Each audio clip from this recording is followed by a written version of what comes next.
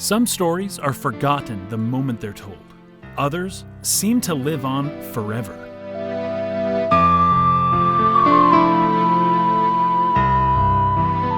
There are some games that have clear-cut, unquestionable references to the Garden of Eden. Games like the Talos Principle are a little too overt in their Garden of Eden allegory for my purposes here. What I want to show you is that this kind of archetypal structure is found in games you've played and may not have even noticed.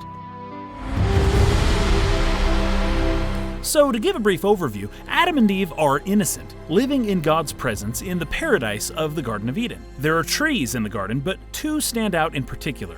One is the tree of knowledge of good and evil. The other is the tree of life.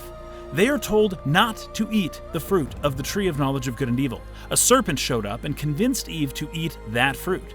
Eve then offers the fruit to Adam, and they are both banished from the garden to toil amongst the thorns and thistles of the outside world. They make for themselves clothes of fig leaves for protection. They are prevented from returning by cherubim and a flaming sword guarding the way back to the garden. The inhabitants of Kokiri Forest are entirely innocent. In fact, they're basically children, okay? It's a walled garden, which is the definition of paradise. The inhabitants are of divine descent.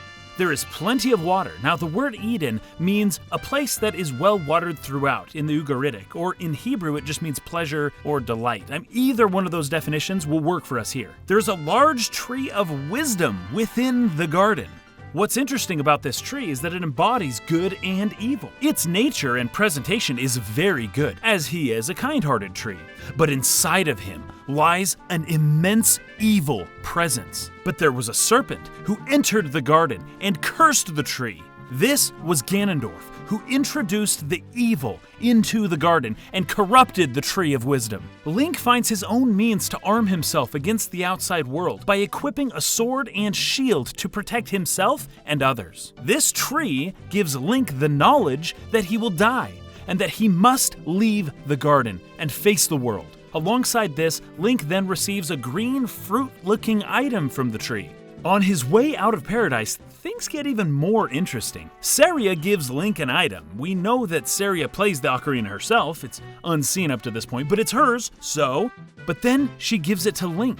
Now, music in Ocarina of Time and many Zelda games is very interesting. It's like the fruit from the Tree of Life. Music is central to the game and to Link's success. It also intertwines their fates. It is music that opens the gates of heaven, so to speak. Later, when Saria teaches us a song, she raises the ocarina to her mouth.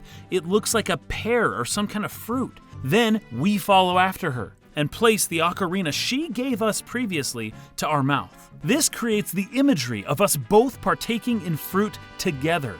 First the woman and then the man by the fruit given to him by the woman.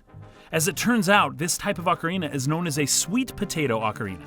Close enough. This gives the impression that Link is eating when he plays it. As we share these moments together, it is interesting to note that Saria is also destined to leave the forest herself, as she becomes a sage.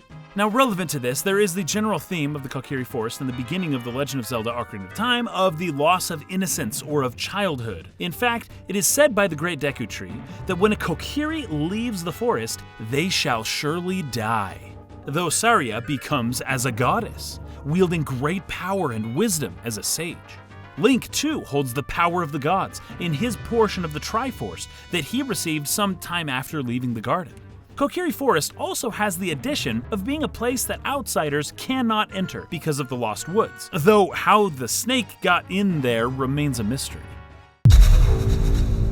That about does it for the Ocarina of Time. Now, I want to briefly mention another game here, Horizon Zero Dawn. I'm trying to pick games lots of people have played, so in this game, Aloy flees a fruitful garden after being shunned and falls into a dark cave. In her journey, she encounters death and decay, but also a strange little item.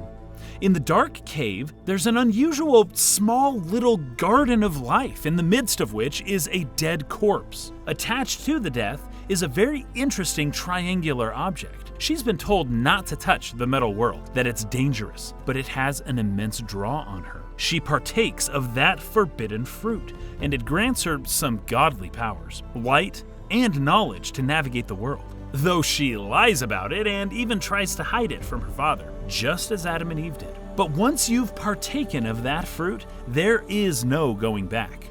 Horizon Zero Dawn also follows the birth of a hero motif. I'll be talking about that in my next video.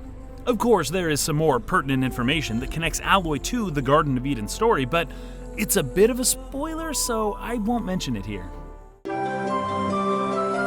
For this next example, I had to dig a little deeper, but it actually fits the best of any game I'll talk about in this whole video. Everything fell right into place once I made a few important connections. It's time to talk about Kingdom Hearts. Destiny Islands is an isolated paradise. It's not walled per se, but it is certainly isolated by water, and lots of it. Speaking of water, remember that Eden means a well-watered place. That definitely fits the bill here. The island is innocent. I guess that maybe some adults live on the island somewhere, but we never see them. This is a place for only the purest of heart. In fact, one of them is of divine heritage. Coming to the island is a shooting star from the heavens. On the island, there's a myth about sharing fruit. As the legend goes, if two people share one, their destinies become intertwined. It binds you together for eternity, for it is not good that man be alone. Selphie describes the fruit and the act of sharing it with someone as romantic. Sora wants to share the fruit with Kairi. Kairi wants to share the fruit with Sora. This fruit represents a coming of age for both of them. A first love kind of thing, but I think it would be more analogous to the fruit from the Tree of Life, rather than the Tree of Knowledge of Good and Evil. In the end, it is Kairi that ends up offering this fruit to Sora. Riku tells Kairi that he wants to go explore other worlds. He also tells her that if you hadn't come here, I probably would never have thought of any of this. So Kairi's arrival in the garden made Riku self-conscious of his own situation, and she made Sora self-conscious as well, as he seems to be quite smitten by her. This sets the stage for what happens next. Ansem enters through a back door where the roots of the trees are. He is the snake in the garden, the thing that doesn't belong, as Ganondorf was in Ocarina of Time. This serpent tells Sora that he lacks knowledge. This knowledge can only be obtained by embracing the darkness, which can grant great power, but will also consume your heart, essentially killing you, to the extent that anyone ever can actually die in Kingdom Hearts. He then introduces entropy to the Islands of Destiny. Kairi is in a daze, overwhelmed by the treachery of the serpent, and unable to remain conscious. Riku is tempted to enter into the darkness, which he does willingly. Riku then extends this invitation to us, inviting us to partake of the fruit of darkness with him. He seems to believe it's the only way he can gain the knowledge and power he seeks, something he probably learned from Ansem. Sora reluctantly reaches for his hand as they are both enveloped by the darkness, but something keeps Sora from falling completely.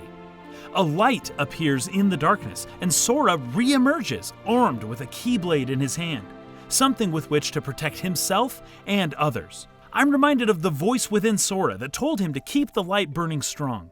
He is forcibly removed from the garden and barred from going back. After the fall from paradise, Sora continues seeking the fruit from the Tree of Life in Kairi, who carries in her pocket her own little representation of the star fruit mentioned earlier. That about does it for Kingdom Hearts. Old stories evolve. They get rebooted, remastered, and remade.